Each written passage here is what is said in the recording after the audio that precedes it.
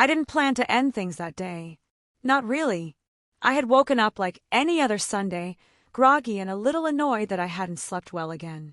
He was already in the kitchen, humming something under his breath while making coffee.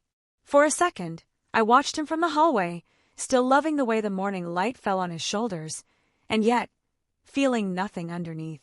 That was the first time I truly felt it, the emptiness. We sat at the table, mugs in hand, talking about nothing in particular, how the neighbor's dog kept barking, how we should finally fix the leaky faucet, how his mom wanted us to visit next weekend. I nodded, smiled, pretended, but the more he spoke, the more I realized how far away we had become.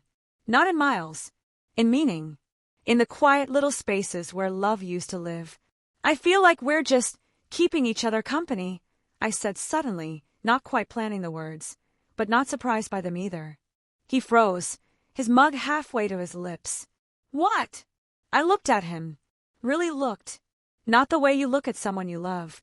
The way you look at someone you used to. I don't think this is working anymore. Silence. It wasn't dramatic. He didn't scream. I didn't cry. We just sat there with our cooling coffee and a decade of shared history unraveling between us.